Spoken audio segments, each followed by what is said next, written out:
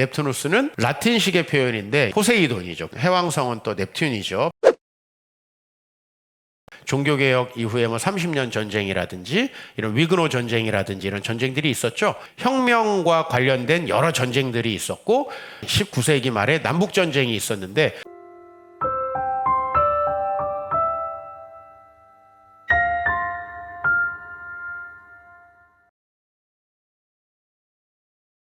네, 킹덤 처치 연구소 사랑해 주시는 여러분들, 또 우리 목회자분들 혹은 성도님들 반갑습니다. 네, 오늘은 서양 고전이 어떻게 그 이전 고전들을 활용해서 또 계속해서 작품을 써나가는지 마가렛 미첼의 이 바람과 함께 사라지다를 여러분들께 좀 소개하면서 특별히 이 작품에서 어떻게 고전이 고전을 활용하고 있는가 이 부분에 좀 초점을 맞춰서 여러분들에게 안내해 드리려고 합니다. 먼저 제가 왜 고전 활용을 이렇게 여러분들에게 좀 소개해 드리려고 하냐면은 이제 문해력이라는 것이 우리에게 굉장히 중요하죠. 신학 서적이든지 어떤 책이든지 우리가 어떤 책 혹은 작품 이런 것들을 이해할 수 있는 능력, 그게 굉장히 중요하잖아요. 그리스도인이라면 아마 성경과 또 목회자라면은 신학 서적을 이미 좀 많이 통달하고 계실 텐데 그쪽의 책은 잘 읽히지만 우리가 또 사람 공부를 해야 되고 일반적인 지식들을 가지고 복음으로 설명들을 해나가야 되는데 그 지식들을 이해하기 위해서는 책을 읽고 해석하고 적용할 수 있는 그런 문해력이 굉장히 중요한데요.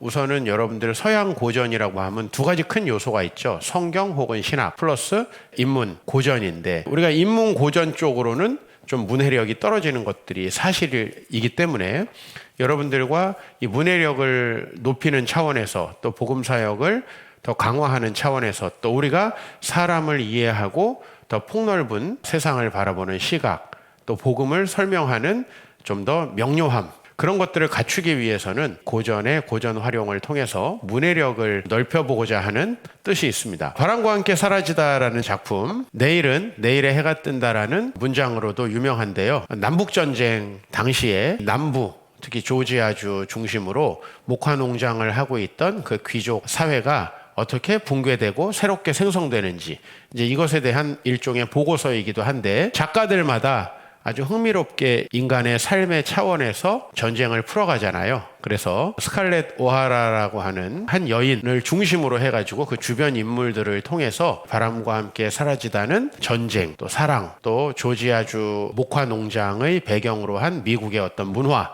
그리고 남북 전쟁 이런 것들을 다루고 있습니다. 무엇보다 제가 흥미로웠던 것은 스칼렛 오하라 3번의 결혼을 하는데요. 여인을 통해서 인간은 도대체 어떤 존재인가라는 걸 좀 더 이해하고요. 그 다음에 그 주변에 여러 인물들이 있습니다. 레트 버틀러라고 하는 인물도 있고 또 멜라니라고 하는 여성도 있죠.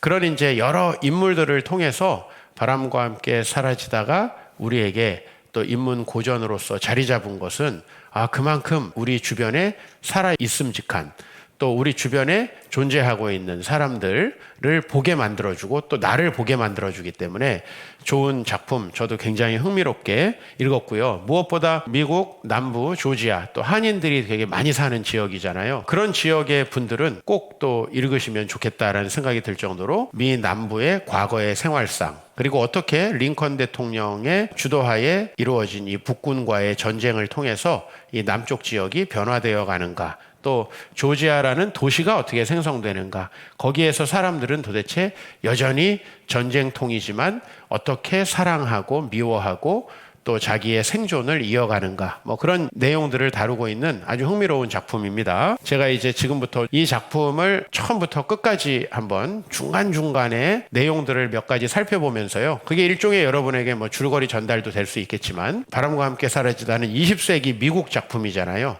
그 전에 영미권 문학, 더 전으로 가면은 로마 시대의 문학이 되겠고 또 더 이전으로 가면 그리스의 신화가 될 텐데요.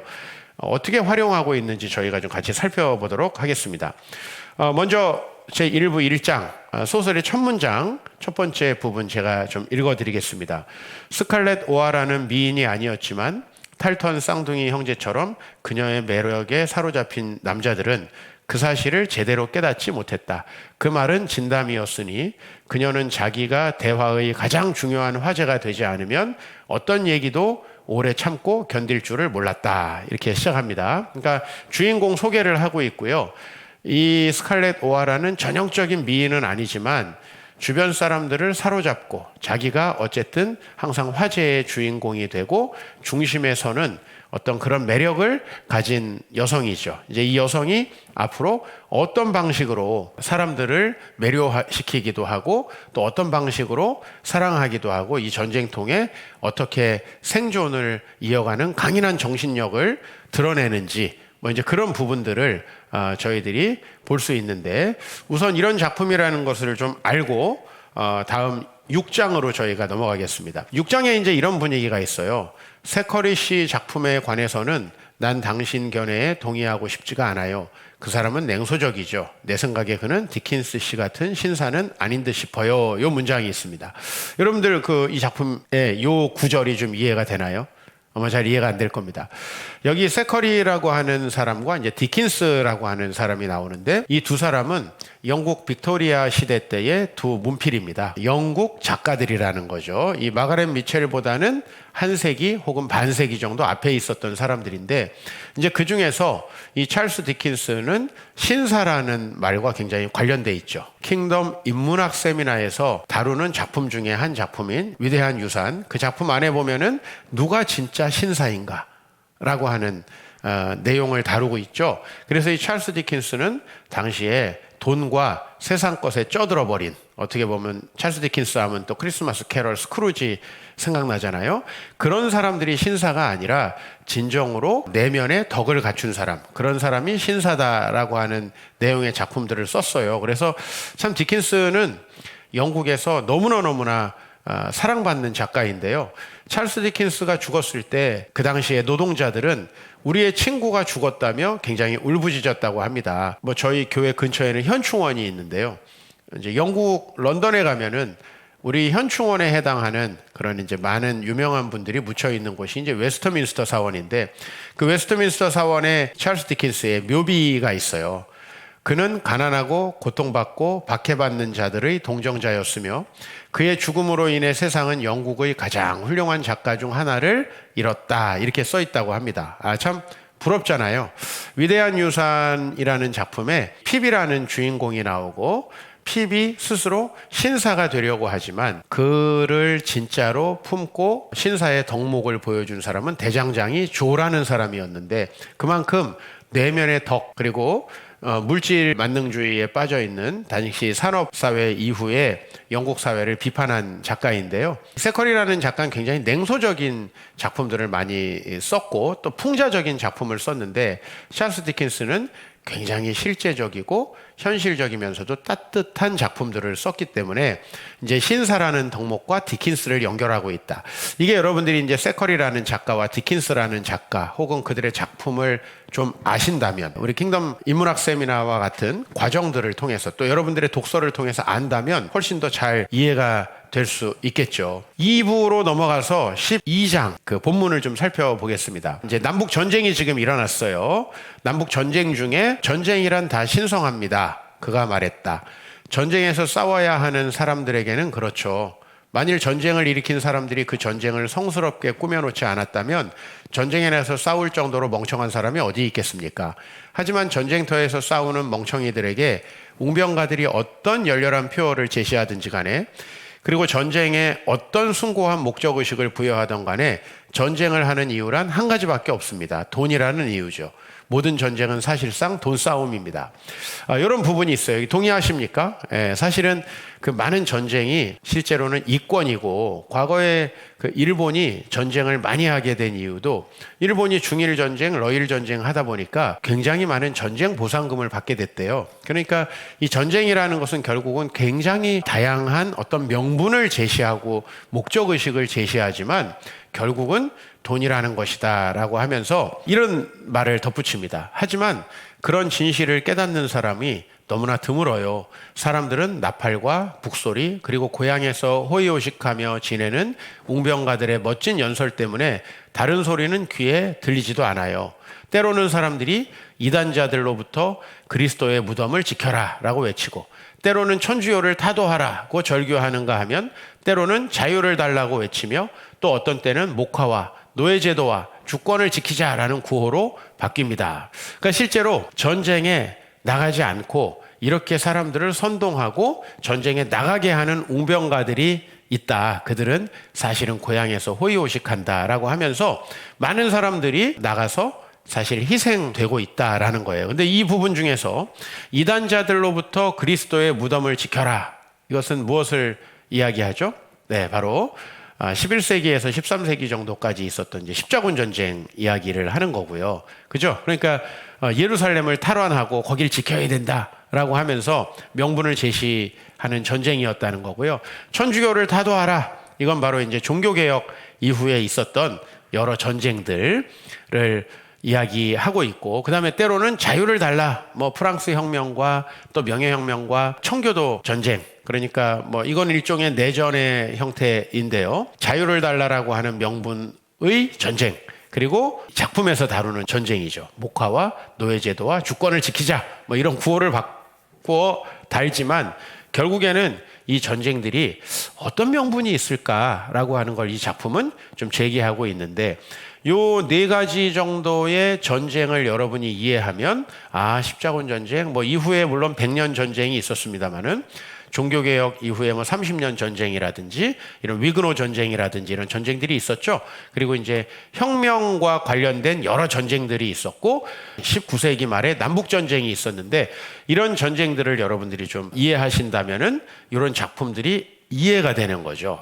유럽의 역사, 또 쉽게 말하면 인문학적 지식이 상당히 문해력에 관련돼 있다라고 하는 우리가 알 수 있습니다. 15장으로 넘어가면은, 그러자 그녀는 창밖 마찻길에서 불길한 소리를, 애슐리가 떠난다는 긴박감을 더욱 예민하게 상기시키는 소리를 들었다.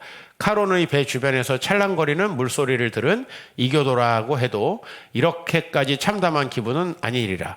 담요를 뒤집어 쓴 피터 아저씨가 애슐리를 역까지 태워다 주려고 마차를 끌어내는 중이었다. 네, 이 장면은 이제 이 애슐리, 주인공 스칼렛 오하라가 유일하게 진심으로 사랑했던 사람이죠. 끝까지 사랑했지만 다른 사람과 이제 결혼을 해버리면서 이 스칼렛 오하라가 이제 이 애슐리라는 남자가 아닌 다른 남자들과 계속 결혼을 어쩔 수 없이 또 자기의 이익에 따라 하게 되는데요. 여기에 보면 이제 카론의 배라는 게 나오죠. 카론은 뭐냐면 지옥으로 건너가는 배의 뱃사공입니다. 그리스 로마 신화에 의하면 이생과 저승, 특별히 지옥과의 사이에는 스틱스 강이라는 강이 흐르고요. 그 강을 건너게 해주는 사람은 마치 뭐 나룻배를 왔다 갔다 해주는 그런 사람이죠. 카론이에요. 이건 아주 유명하니까 여러분들이 좀 알아두면 좋겠고, 그러니까 카론의 배 주변에서 찰랑거리는 스틱스 강의 물소리를 듣는 건 이교도들이겠죠. 그렇게 여러분들이 좀 생각하면 될 것 같습니다. 17장으로 넘어갑니다. 산악이란 예로부터 침략을 당한 민족들의 피난처요, 강력한 보루 노릇을 해왔어요. 그렇죠? 언더독들이 전쟁을 할 때는 그런 지형지물을 잘 이용해서 이제 특히 아주 좁은 어떤 협곡 같은 데를 이용해서 전쟁을 하는 장면들이 삼국지에도 나오는데, 이제 그리스 로마를 배경으로 한 전쟁에서는 이제 테르모필레 전투죠. 성경에 나오는 아하수에로 왕, 그리고 그 아하수에로 왕이 그 스파르타의 300명 군대와 싸우면서 승리는 했지만 아주 테르모필레 전투가 이 그리스군을 지키는데 아주 큰 역할을 했죠. 300명이 수많은 대군과 상대를 했으니까요. 그러면서 테르모필레 전투를 이야기하는데, 스칼렛은 테르모필레가 무엇인지 열심히 생각해 봤지만 전혀 알 길이 없었다. 네, 스칼렛 자체가 그 그리스 신화에 대한 문해력이 떨어지네요. 그죠? 네, 테르모필레가 무엇인지 잘 모릅니다.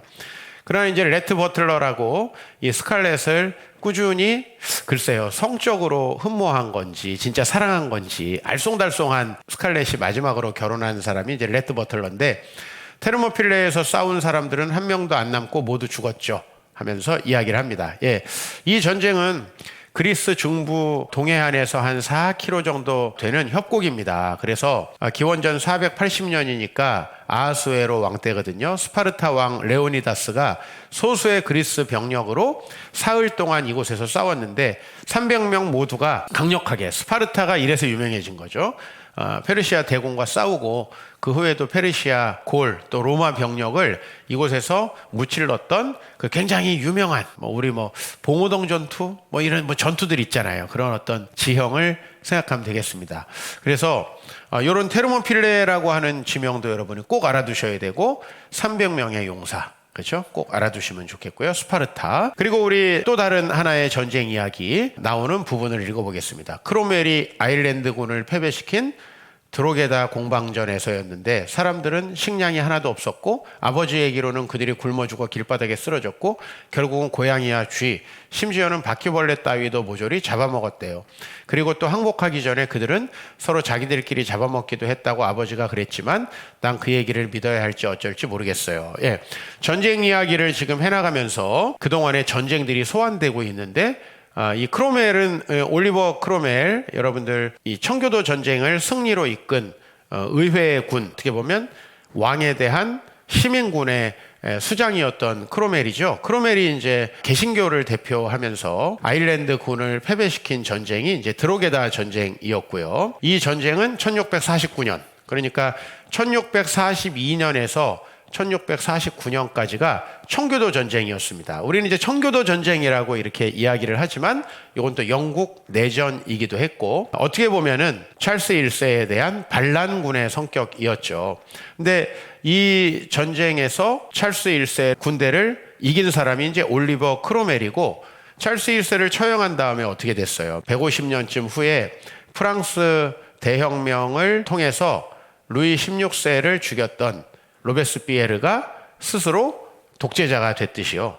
올리버 크로멜도 마찬가지예요. 찰스 1세를 처형한 다음에 초대 호국경이 되죠. 호국경이라는 것은 사실상 일당 독재 체제죠. 아들 찰스 크로멜에게 이제 호국경 제도를 또 세습해줘요. 그러니까 형태는 왕이 아닌데 왕정처럼 했던 거죠. 그때의 이 크로멜을 여러분들이 알아두시면 좋을 것 같습니다. 그리고 아들 찰스 크로멜이 아주 능력이 없어서 호국경 제도는 끝이 나는데 이런 여러분 그 역사적 사실들을 좀 알아뒀을 때 우리의 문해력은 굉장히 증가한다는 거, 또 이건 기독교 역사로서도 굉장히 중요하니까 알아두시고, 이제 4부 32장으로 넘어가면요, 스칼렛은 순간적으로 애틀랜타로 가서 덩치가 크고 시커먼 케르베로스처럼 어멈이 딱 뒤에 버티고 서서 눈을 부라리며 감시하는 가운데 그녀가 레트와 대화를 나누는 장면을 상상해봤다 그랬어요. 이제 스칼렛이 레트를 찾아가서 자기를 도와줘라. 지금 돈이 필요했거든요. 스칼렛은 집을 지키기 위해서 돈이 필요했기 때문에 이제 레트 버틀러가 있는 애틀랜타로 가려고 하는데, 거기에서 여기 어멈은 바로 이제 이 작품 속에 나오는 스칼렛의 유모예요. 영화에 보시면 그 검은 피부에 등치가 이렇게 큰 유모가 나오는데 그 유모를 케르베로스라고 표현을 했어요. 왜냐하면 이 유모는 굉장히 등치가 크고 시커멓고 무서운 모습인데, 마치 케르베로스는 이제 항상 그리스 신화에서 지옥문을 지키는 머리가 셋 달린 개예요. 철로 역정에서도 보면은 이제 천국을 가는 과정 속에서 개들이 지키는 장면이 나오는데, 케르베로스라는 개가 굉장히 유명합니다. 하여튼 지옥문을 지켜요. 그래서 한번 들어가면 절대로 그 지옥에서 나오지 못하게 지키는 개인데, 그 케르베로스를 여러분이 꼭 기억하시면 좋을 것 같아요. 그리고 34장으로 넘어가서 하나의 좀 니힐 데스페란둠이라는 레트 버틀러의 어떤 좌우명 좀 소개하려고 이 부분 좀 폈습니다. 우리가 고전을 읽으면 또 라틴어를 가끔 접하게 되고, 뭐 메멘토 모리 그러듯이 이 라틴어 중에는 유명한 문구들이 되게 많습니다. 레트, 난 당신이 이곳에 갇혀 지낸다니까 무척 마음이 언짢아요. 이렇게 잠시 지금 감옥에 갇혀 있는 레트 버틀러를 면회에 가서, 물론 이제 이 면회도 다 돈 때문에 가긴 했는데요, 이 레트 버틀러에게 지금 스칼렛이 찾아간 장면입니다. 당신이 풀려갈 길은 없다고 생각하세요?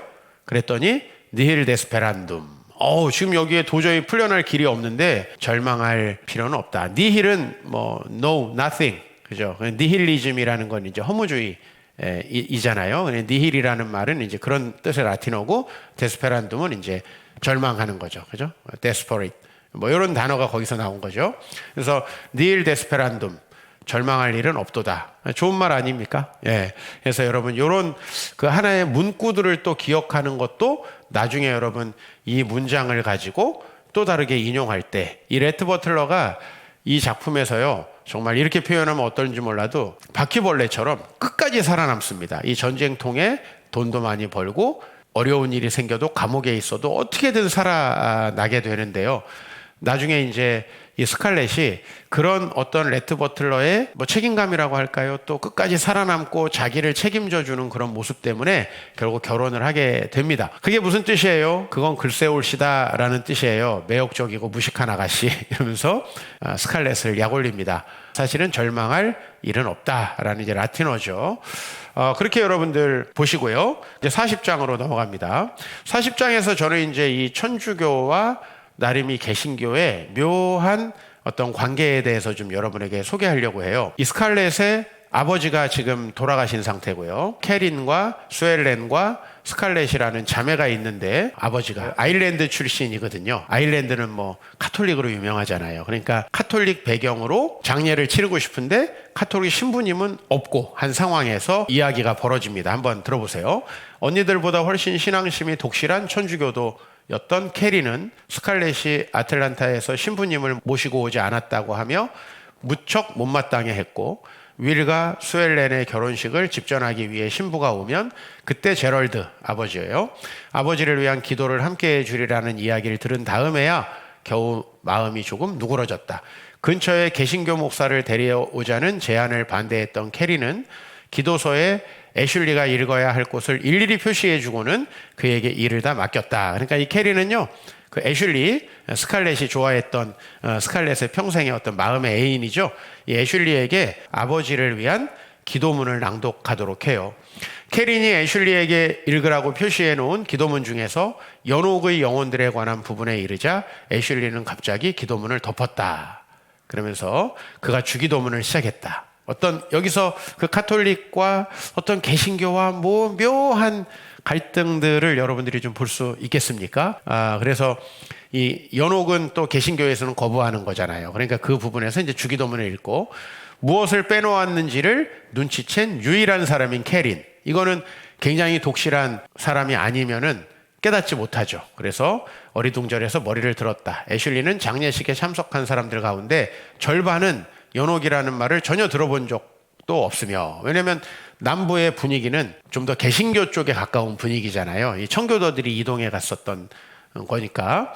연옥의 뜻을 아는 사람들이라면 오하라 씨처럼 훌륭한 분이 곧장 천국으로 가지 못했으리라는 가능성을 비록 기도문을 통해서라도 암시했다가는 개인적인 모욕으로 받아들이리라고 판단했다. 그러니까 이 앞에 있는 사람들 많은 사람이 개신교인인데 그들에게 연옥을 얘기하면 제럴드 오하라가 연옥에서 지금 고생하고 있다고 이걸 받아들이지 못하니까 지금 캐리는 그렇게 읽기를 바랬는데 애슐리는 그 기도문을 뺐다라고 하는 거예요. 이 묘한 장면도 저희가 유럽의 상황, 좀 캐톨릭과 개신교의 이런 차이를 알아야만 이해할 수 있는 부분이겠죠. 그래서 좀 더 읽어보겠습니다. 그래서 여러 사람의 견해를 존중하는 뜻에서 그는 연옥에 대한 언급은 모두 빼버렸다. 참석한 사람들은 진심으로 주기도문을 우렁차게 다 함께 읊었지만 애슐리가 성모성을 시작하자 그들의 목소리가 흐지부지 수그러들더니 어색한 침묵으로 바뀌었다. 아주 재밌는 장면이죠. 성모송을 한 번도 들어본 적 없었던 문상객들이 슬그머니 서로 눈치를 살피는 동안 오하라 댁 세 딸과 멜라니와 타라 농장의 하인들은 응송했다. 그러니까 이 아일랜드 가정 출신인 제럴드 오하라의 딸, 그리고 멜라니는 이제 애슐리의 아내입니다. 그리고 타라 농장의 하인들은 거기에 따라 부른 거죠. 지금과 우리들의 죽음을 맞는 시간에 우리들을 위해 기구하소서 아멘. 뭐 이런 식으로 이제 묘한 갈등이 있는 장면 한번 보셨습니다. 다음으로 넘어가서 이 고전이 또 이전 1세기 전의 고전을 인용하는 부분들을 한번 보겠습니다. 멜라니는 자리에 앉더니 떨리지 않는 쪽 손으로 탁자에 놓인 책을 집었다. 그녀가 집어든 헌 책은 전쟁 중에 남군 병사들의 상상력을 자극했었던 소설 레미제라블이었다. 레미제라블은 이제 뭐 영어로는 더 불쌍한 사람들이죠. 뭐 the poor 혹은 the miserable 이런 불쌍한 사람들이라는 뜻이고요. 프랑스 말이죠. 그 작품을 왜 남부 병사들의 상상력을 자극했다라고 여기 설명을 하고 있냐면 그 작품도 지금 내전이에요. 이 레미제라블에서 다루고 있는 시대적 배경은 프랑스 혁명 이후에 계속해서 왕정에 대항했던 또 독재에 대항했던 어떤 그 자체적인 전쟁이었거든요. 그래서 병사들은 전선의 화토풀 앞에서 이 책을 즐겨 읽었어요. 이게 위고의 레미제라블이 미국에서도 이미 유명했고, 제목을 리 장군의 비참한 졸개들. 왜냐면 둘 다 비참하잖아요. 그죠? 리 장군은 이제 이 남북전쟁을 이끌었던 남군의 한 장군입니다. 유명한 장군입니다. 그래서 고쳐 부르고는 씁쓸하게 웃기도 했다. 그녀는 책의 중간쯤을 펼쳐 또렷하고 단조로운 목소리를 읽기 시작했다. 이런 장면, 그 재미를 느끼고 혹은 또 서양 고전에는 이런 장면이 굉장히 많이 나오니까요. 이런 장면들을 여러분들이 알려면은 서로가 연결돼 있어요. 그렇기 때문에 여러분들이 지식인들의 사회로 들어와서 결국 교양인들의 수준으로 어떤 세상을 바라보기 위해서는 이런 부분의 문해력이 필요하다. 47장으로 넘어가서 그리스 신화 한 부분 소개하는 이 장면 보겠습니다. 위대한 넵투누스의 모든 바닷물로라면 내 손에서 이 피를 씻을 수 있으려나? 셰익스피어의 그 유명한 맥베스의 한 장면입니다. 이 맥베스는 자기를 전쟁에 내보내준, 그리고 자기에게 큰 영지를 부여해준 덩컨이라는 왕이 되고 싶어서 죽였던 그 욕망의 화신, 셰익스피어 4대 비극 중에 하나죠. 그 맥베스가 덩컨 왕을 죽이고 독백을 하는 겁니다. 위대한 넵투누스의 모든 바닷물로라면 내 손에서 이 피를 씻을 수 있으려나? 넵투누스는 라틴식의 표현인데 여러분에게 익숙한 것은 포세이돈이죠. 포세이돈. 많은 또 영미 작품들이 라틴어식으로 그리스 신화의 인물을 표현해요. 그러니까 우리에겐 좀 어렵죠. 또 넵튠, 해왕성은 또 넵튠이죠. 바다의 왕이니까요. 넵투누스는 바다의 신 포세이돈의 로마식 이름이다라는 거 여러분들이 기억하시고, 또 누구에게서 나왔습니까? 그보다 한 세대 위에 크로노스와 레아, 또 라틴식 작품 안에서는 크로노스는 사투르누스, 그래서 세턴이라고 하죠. 이제 토성을 얘기하고, 그 다음에 이제 레아는 옵스라고 이렇게 이름이 바뀝니다. 여러분 이제 이런 관계들은 제 그리스 로마 신화편 보시면은 좀 익숙해지실 수 있을 거예요. 그 다음에 우리 좀 더 나아가서 대답을 기다리지도 않고 어멈은 몸을 돌려 스칼렛을 남겨두고 나갔는데 그녀의 오조는 그대 필리피에서 나를 만나리라 라는 경고에 잘 어울릴 정도로 불길했다라는 거예요. 이 필리피는 성경식으로 말하면 이제 고대 마케도니아 빌립보라는 도시죠. 그것이 이제 필리피라고 돼 있고, 물론 이런 표기들에 좀 익숙해질 필요가 있어요. 그 다음에 이제 이 마케도니아의 도시는 나중에 브루투스 카시우스가 율리우스 카이사르를 암살하고 죽인 다음에 이제 내전으로 접어들잖아요. 물론 삼두 정치가 끝날 무렵에 이미 율리우스 카이사르는 폼페이우스와 전쟁을 하니까 다 이게 이미 내전 중이었죠. 한참 혼란스러운 내전, 예수님이 오시기 몇십 년 전에 로마인데, 고대 마케도니아의 그 빌립보에서 마르쿠스 안토니우스하고 옥타비오누스가 편을 먹고 브루투스와 카시아스 군대와 싸우죠. 그 다음에 이제 안토니우스 옥타비아누스가 승리해요. 그리고 나중에는요, 다시 안토니우스가 클레오파트라랑 편을 먹고 그 다음에 옥타비아누스와 전쟁을 하는데, 그건 이제 악티움 해전이죠. 이렇게 여러분이 이 고대 로마의 역사를 아는 것도 너무너무 중요합니다. 고대 로마의 역사를 여러분들이 아시기 위해서는 이제 뭐 로마인 이야기 같은 책을 읽어보시면 좋은데, 또 이렇게 로마에 대한 이야기를 알면은 여러분들이 신약 성경과 요한계시록을 이해하는 데도 매우 도움이 돼요. 그러니까 사실은 인문학은 성경을 해석하는 데도 매우 도움을 주고, 그 다음에 우리가 서양의 신학자들의 신학책을 읽어도요, 이런 부분은 엄청나게 중요한 문해력을 차지해요. 물론 우리가 이제 신학책은 좀 신학적 지식도 있어야 되고 신학학자들도 알아야 되지만은 또 이런 문해력도 중요하다, 인문학적 문해력도 중요하다 말씀드리고 싶습니다. 우리 이제 5부 좀 마지막으로 가고 있는데요. 흑인들 사이에서는 성서에 나오는 당파가 죄인파와 세리파 둘뿐이라는 농담이 퍼졌다. 이건 이제 성경 이야기를 가지고 흑인들이 이제 골라야 되잖아요. 지금 남북전쟁에서 북군이 승리를 해요. 그럼 어떻게 되죠? 노예제가 없어져요. 그러면은 어디로 자기는 편을 들어야 되는가 할 때 마치 성경에 보면은 바리새인과 죄인과 세리 뭐 이렇게 막 이런 당파들이 나오는데 죄인파와 세리파 두 패가 있다면 여러분 둘 다 어때요? 좀 사람들에게는 좀 어차피 안 좋은 거잖아요. 죄인파나 세리파나 둘 다 안 좋은 거잖아요. 그런데 죄인들로 이루어진 당에 가입하고 싶었던 흑인은 없었어요. 그죠? 그렇기 때문에 앞을 다투어 이들은 공화당으로 몰려들었다. 뭐 해서 이제 이 공화당은 주로 북군을 중심으로 했던 당이죠. 새 주인들은 그들에게 겹치기 투표를 시켜 가난뱅이 백인과 스칼라백들을 높은 자리에 앉혔고 해서 이게 이제 그 남북전쟁이 끝난 다음에 흑인들에게 표를 줍니다. 0.5표씩을 줘요. 그래서 그 흑인들이 투표하게 해가지고 이제 어떤 하나의 정당을 또 만들어가는 그 장면을 이렇게 묘사하고 있다라는 것을 여러분들이 아시고, 이제 처음에 흑인들은 전혀 교육을 못 받았기 때문에 의회에 들어가 앉아서 땅콩을 먹거나 새 구두가 발에 잘 맞지 않아서 신었다 벗었다 하느라 대부분의 시간을 보냈다. 이 혼란스러운 시간들을 묘사하고 있습니다. 57장으로 가서 지금은 그런 생각을 하지 않겠어. 생각했다가는 견디지 못할 테니까 생각은 내일 타라 농장에서 해야지. 오늘만 날은 아니니까. 자, 또 한 말씀. 타라 농장에 가는 편이 아내한테는 몸에 좋을 듯 싶어요. 그는 미소를 지으며 말했다.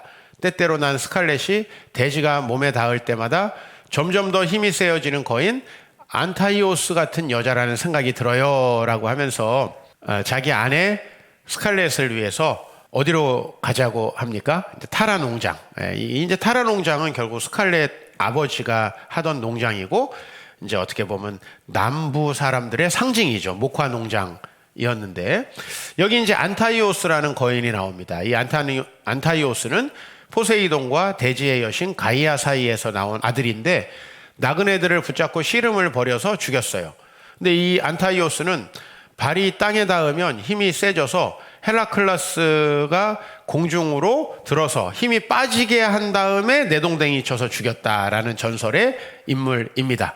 여러분들 그렇게 하시면 왜 스칼렛을 안타이오스라고 설명했는지 알겠죠. 뭐 우리 왜 농촌을 좋아하는 사람, 그 농촌 그 대지 안에 있어야 힘이 나고 도시에 와버리면 금방 돌아가시는 분들이 있잖아요. 시골에 살던 분들이 우리 자녀들이 모시려고 도시 아파트촌으로 데려오면 금방 그 땅과 멀어져서 죽는 분들이 계시는데, 그렇게 스칼렛을 설명하고 있는 것입니다.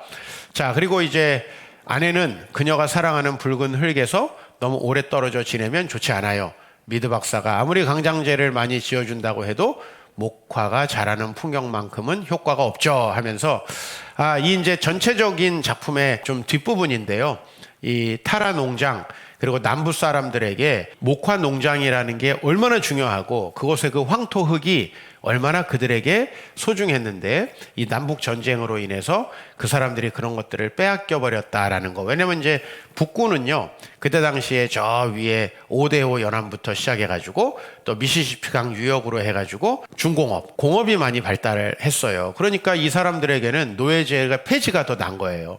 남쪽은 엄청나게 큰 목화 농장이 있었기 때문에 그 농장을 위해서는 또 흑인들의 노동력이 필요했고요. 그래서 이제 이렇게 사람들이 그 땅에 굉장히 큰 의미를 두고 있었다라는 거 여러분 알 거예요. 그러면 농촌 분들은 좀 그렇죠. 도시 분들은 그 땅보다는 돈, 금융, 사업 이런 쪽에 좀 더 관심이 있었다. 북군과 남군을 그렇게 보시면 될 것 같아요. 그리고 이제 60장에 좀 멋있는 문구가 하나 있어서 소개해 드립니다. 이건 이제 문해력과는 상관없는데요.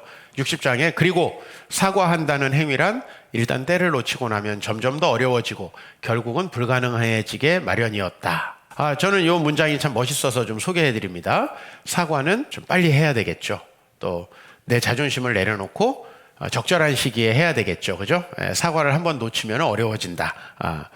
그 다음에 이제 스칼렛이 나중에 자기가 힘들고 건강이 좋지 않을 때 이렇게 말을 하죠. 그런 건 모두 내일 타라에 가서 생각하겠어. 아틀란타에 와서 살던 스칼렛이 타라로 갈 생각을 하면서 그때는 버틸 힘이 생길 테니까 내일 난 그 일을 되찾을 무슨 방법을 생각해내야지. 어쨌든 내일도 또 다른 하루가 아닌가? 네, 내일은 또 내일의 해가 뜬다. 뭐 이게 이제 이 작품에요. 원래 제목으로 고려되었었던 문장이라고 해요. 그러니까 내일도 또 다른 하루가 아닌가. 이게 바로 이제 이 스칼렛이라는 사람이 어려움을 이겨내고 버틴 힘입니다. 내일을 오늘과 분리시켜서 또 다른 내일로 살아가는 것. 이게 이제 과거에 얽매이지 않은 또 자기가 빠진 역경에서 나오는 좋은 방법으로 또 작품에서 이렇게 제시하고 있습니다. 네, 오늘 이렇게 여러분들과 작품 원전을 좀 읽었습니다. 원전을 읽는 건 참 재밌고요. 특별히 이렇게 문해력을 필요로 하는 작품들을 읽으면서 또 작품의 주제와 중요한 문장도 니힐 데스페란돔 이런 것도 제가 좀 여러분들에게 소개했습니다. 하여튼 여러분들에게 도움이 되셨길 바라고 이 인문학 공부는요. 일단 시작해서 조금만 시간이 지나면 굉장히 많은 또 다른 힘으로 다른 지식들과 우리의 사역에 어떤 또 신학과 성경을 이해하는 데 필요한 그런 자료들을 줍니다. 또 무엇보다 서양 고전은 성경과 인문학을 섞어서 성경과 그리스 로마 서양 고전이 섞여서 나온 그 하나의 옷감이기 때문에 여러분들 서양 사람들의 책을 읽고 또 서양 작가들, 영미문학, 독일문학 작가들의 또 그쪽의 신학자들의 책을 읽을 때도 이 문해력은 꼭 필요하다. 여러분들에게 도움된 영상이었길 바랍니다. 오늘 여기서 마치겠습니다. 감사합니다.